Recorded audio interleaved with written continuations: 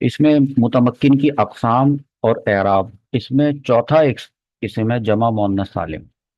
جمع مؤنث سالم کا طریقہ آپ کو معلوم ہے، اس کے اعراب کیسے ہوتے ہیں وہ میں آج آپ کو بتا دیتا ہوں۔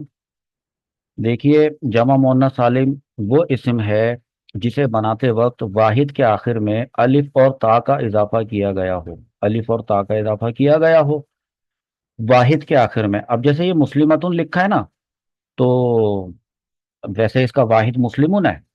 اب اگر آپ کو مسلمن کا ورڈ دیا جائے اور آپ سے کہا جائے آخر میں لگا دیں کیا لگا دیں، الف انکل اور جمع جان تا لگا دیں، الف اور تا لگا دیں، تو آپ بنائیں گے نا تو یہ بنے گا مسلمات، ایسے مسلمات۔ دیکھیں نا الف اور تا لگ گیا نا آخر میں، یہ دیکھیں الف اور تا لگ گیا نا۔ تو اب جی سوال یہ سر پیدا ہوتا ہے کہ جب یہ مرفوع ہوگا تو کیسے ہوگا، اور جب یہ نہیں، اس کی یہ نہیں، یہ مرفوع ہوگا تو کیسے ہوگا، منصوب ہوگا تو کیسے ہوگا، اور مجرور ہوگا تو کیسے ہوگا؟ بھئی اگر نا مرفوع ہوگا تو جو ہمارا شروع سے قاعدہ چلتا ہوا آ رہا ہے کہ دمہ کے ساتھ ہوتا ہے، تو یہ تو دمہ کے ساتھ ہی ہوگا۔ مثال کے طور پہ میں اگر آپ کو اس کی ایسی مثال دوں جس میں یہ بن رہا ہو کیا، فاعل، فاعل کیا ہوتا ہے، مرفوع ہوتا ہے۔ تو دیکھیں نا اس میں مسلمات مرفوع ہے کہ نہیں ہے،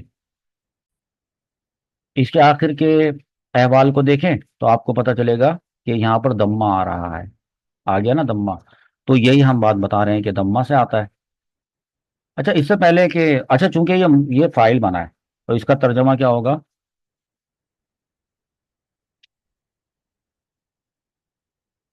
کیا ہوگا؟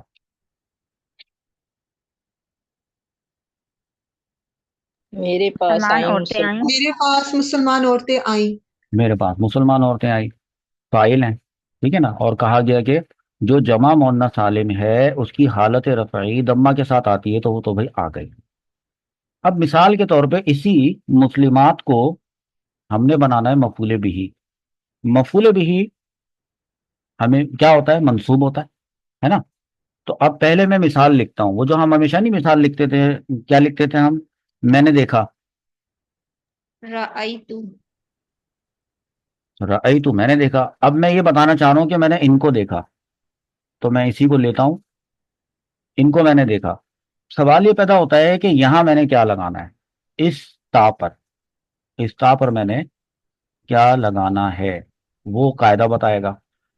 قاعدہ یہ کہتا ہے کہ اس کے آخر میں کسرہ لگائیں، کسرہ، یہ کسرہ لگائیں، کسرہ، تو یہ ہو جائے گا حالت نسبی میں اور بن جائے گا مفعول بھی۔ میں نے مسلمان عورتوں کو دیکھا۔ سوال یہ پیدا ہوتا ہے کہ یہ کسرہ، یہ تو مجرور ہونے کی علامت ہوتی ہے، جر ہوتا ہے جب آتا ہے تو تب آتا ہے یہ، لیکن ہمیشہ ایسا نہیں ہوتا، تبھی تو یہ اسباق آپ کے چل رہے ہیں۔ تبھی تو آپ سے کہا ہے کہ 16 قسم کے اسما ہوں گے، ان کے 9 ہوں گے اعراب، یہ بھی ایک اعراب اب آپ کے سامنے آیا ہے۔ اب اگر اس کو دیکھ کر رأیت مسلماتن کو دیکھ کر اگر پوچھیں کہ یہاں کیا لکھنا چاہیے، حالت نسبی کیسے آتی ہے اس کی، کسرہ کے ساتھ، کسرہ کے ساتھ، کسرہ کے ساتھ آتی ہے، حالانکہ ہے حالت نسبی، آتی ہے کسرہ کے ساتھ، تو یہ ہے اس کا اعراب۔ اب کیسے اچھا پہلے اس کی حالت جری بھی میں آپ کو بتا دیتا ہوں، پہلے میں آپ کو مثال دے دیتا ہوں اور اس مثال سے دیکھ کے بتائیے گا کہ اس میں آخر میں کیا آ رہا ہے۔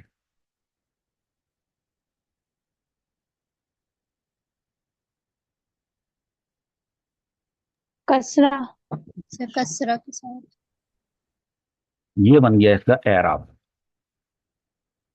یہ ہوتا ہے اعراب۔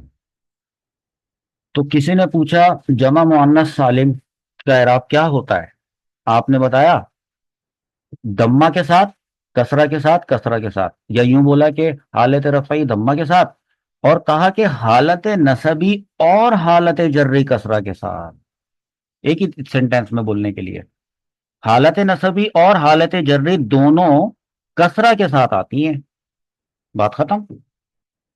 اور آ گئی یہ کسرہ.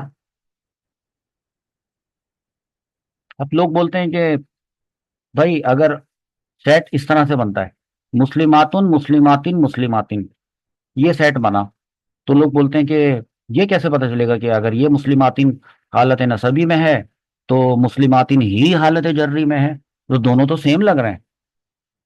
بھائی کانٹیکس بتائے گا نا، کانٹیکس بتائے گا. مثال کے طور پہ یہ جو مسلماتن ہے اس کے پیچھے کیا حرف جر نہیں ہے با؟ اس کو جر دے جی رہا ہے نا. سر. تو جی اگر اس سر. کے پیچھے حرف جر ہے تو یہ ہوا مجرور. اس کے پیچھے کوئی حرف جر ہے نہیں. نہیں. اس کے نو پیچھے تو سر. کیا ہے؟ فعل. فعل اپنے مفعول بہ کو کیا دیتا ہے؟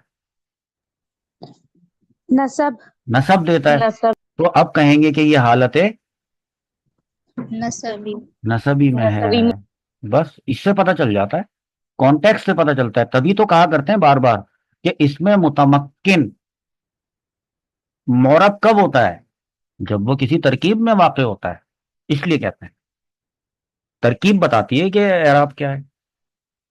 فاعل نے اپنے فعل نے اپنے فاعل کو رفع دیا، اور یہاں پہ فعل نے اپنے مفعول بہ کو رفع دیا اور نصب دیا، اور با حرف جر نے اپنے بعد آنے والے اسم کو جر دیا. کسرہ دیا. جر دے دیا. جر. نہیں، جر دیا، اور ظاہر ہوا وہ کسرہ کے ذریعے. وہ جر شو ہوا صحیح. کسرہ کے ذریعے. یہ بس یہ بات ہوئی. تو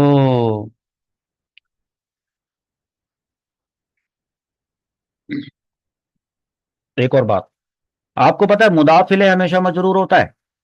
اگر مسلمات سے پہلے کوئی مضاف ہوتا تو یہ مجرور ہوتا. باقی وہ اس کا معرفہ نکرہ وہ آپ کو پتا ہے. ترجمہ لکھ لیں، آسان سبق ہے. ذرا سا ڈفرینٹ سا اعراب آ گیا نا. پہلے پتہ ہے کیسے اعراب چل رہے تھے؟ دمہ فتح کسرہ، دمہ فتح کسرہ ایسے ایسے چل رہے تھے. اب اچانک سے ایسا ہوا کہ ایک دمہ آیا، بیچ میں کوئی فتح ہے ہی نہیں، فتح ہے ہی نہیں اس میں. یہ بتا رہا ہوں میں. ترجمہ بتائیں رأیت مسلمات کا، مسلماتن کا.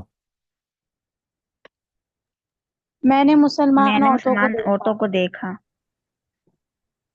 ہاں تم لوگوں نے ہی دیکھا ہوگا، میں نے نہیں دیکھا. یہ تو ترجمہ لکھ رہا ہوگا. میں نے مسلمان عورتوں کو دیکھا سے مراد یہ ہے کہ یہ جو تو ضمیر ہے نا، اس کی بات ہو رہی ہے. پھر میں مسلمان عورتوں کے پاس سے گزرا.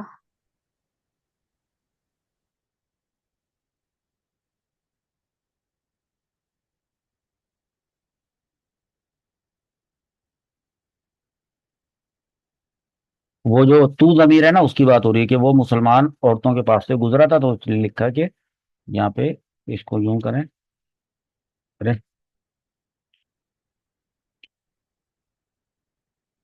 میں مسلمان عورتوں کے پاس سے گزرا. جناب علی جمع مؤنث سالم کا اعراب آپ نے سیکھ لیا.